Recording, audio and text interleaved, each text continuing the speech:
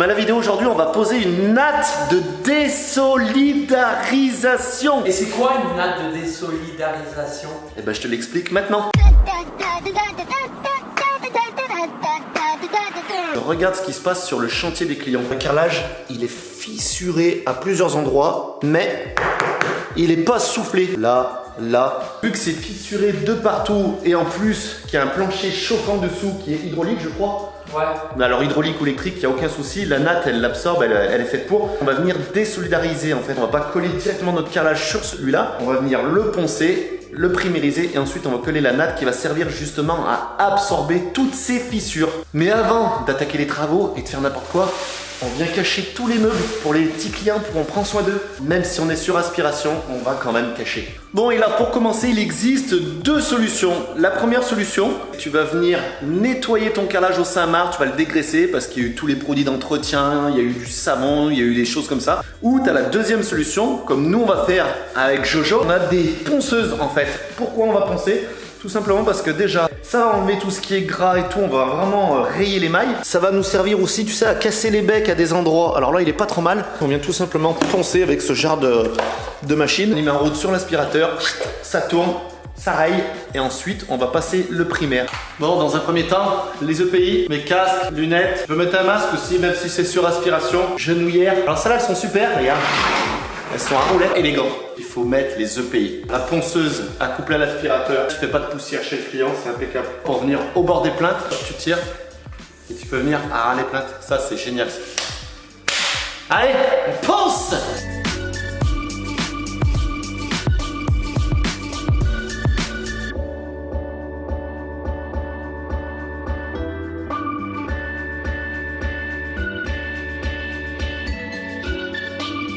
Tu vois, là on est nickel, ça casse les petites arêtes, je sais pas si tu vois, ça ponce plus sur les bords parce que le carreau il a des petits becs. Au moins, le carreau est propre et rugueux pour l'adhérence de la colle. Ça accroche.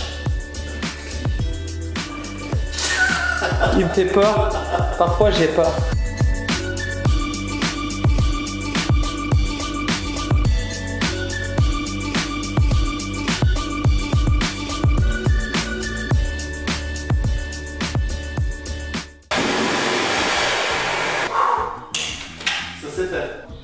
T'en as une plus grosse.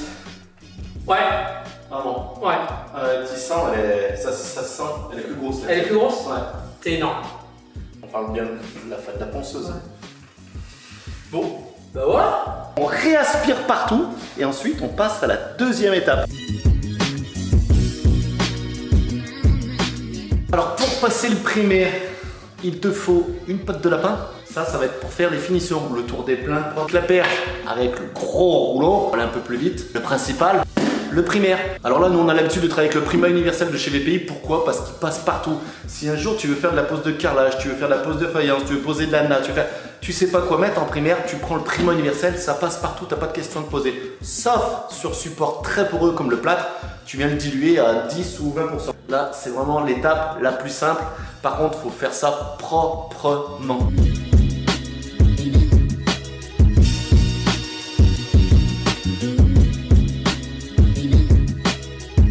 Bon, et tu vois, une fois que tu as fait le tour des petites finitions, regarde avec le petit rouleau, tour des plaintes, tour de la porte, tu prends ton gros rouleau.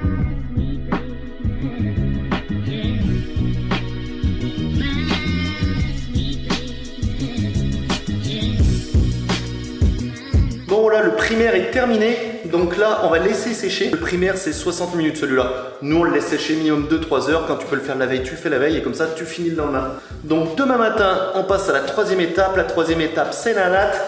Ne t'inquiète pas, tu vas pas attendre jusqu'à demain matin parce que pour toi, c'est maintenant. C'est sec? C'est sec. Il y a quelqu'un? Non, il n'y a personne. Bon, une fois que le primaire est sec, tu vois, on passe à la pose de la natte. Et la natte, regarde, en fait, il en existe 3. Celle-là, tu la connais, tu peux la retrouver dans ma vidéo de la salle de bain où je te l'ai présentée. C'est une natte désolidarisante mais étanche. Celle-là, c'est juste une étanche en fait qui est très très fine. Et celle-là, c'est celle qu'on va poser. On cherche juste à désolidariser. Tu vois, en fait, c'est une feutrine, comme de la fibre de verre, enfin, ou je sais pas, du tissu. Et en fait, regarde, elle fait 1,5 mm. Pour te dire, elle est très fine. Tu vois, derrière, tu as une sous-couche. Dessus, tu as une autre couche.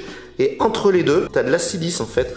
comme du sable, c'est du petit sable très fin, ce qui fait que quand elle est posée, l'effet de la silice va faire son travail, la natte va pouvoir absorber la déformation du support. Après, ce qu'on adore avec Johan sur celle-là, cette natte, c'est que déjà elle est extra fine, et tu vois, vu qu'il y a déjà un carrelage existant, il fallait vraiment qu'on trouve quelque chose de très fin. Elle n'a pas de cavité à reboucher, donc tu passes déjà beaucoup moins de colle. Et elle a quelque chose qu'on adore sur les chantiers, c'est que regarde bien la différence. Ça, c'est la petite natte étanche.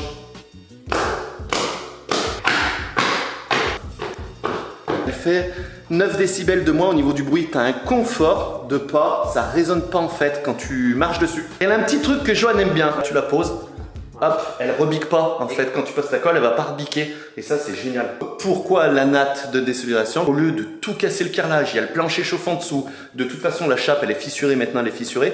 En fait, tu rentrerais dans des frais de tout casser. Tu risquerais de casser ton plancher chauffant, de l'abîmer. Derrière, il faudrait arracher tout le carrelage, refaire un réglage. De toute façon, remettre une natte pour combler les fissures. Donc on vient désolidariser avec une natte qui est faite pour. On va coller avec une colle C2S1 EFG. Au bout de 3 heures, elle a séché. Alors là, pour le sens de pose, en fait, c'est que ta coupe soit pas faite à chaque fois au même endroit. Faut croiser tes laits. On l'a fait quand on va maroufler, il faut que ça s'écrase bien dessous, faut pas qu'elle soit trop épaisse et il faut pas que ce soit de la soupe non plus, tu vois, c'est vraiment la texture.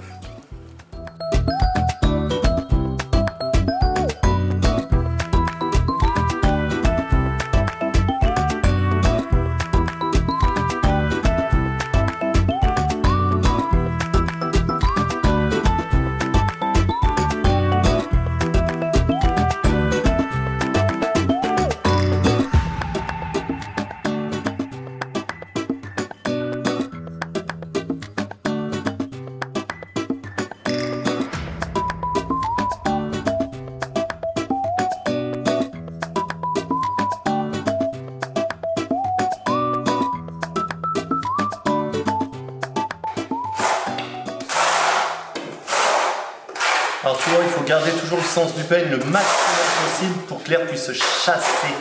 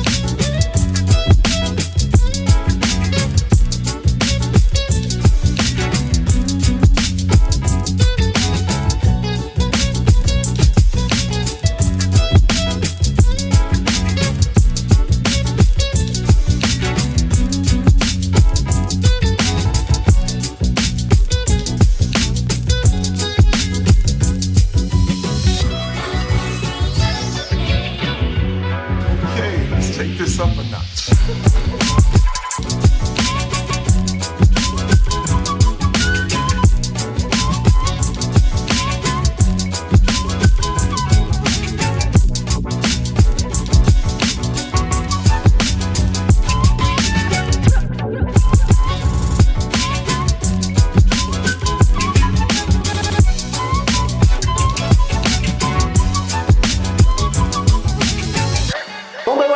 Petite natte de désolidarisation est finie de poser. Regarde de partout, dans les WC, dans le couloir, dans la salle à manger, la cuisine, sur Johan.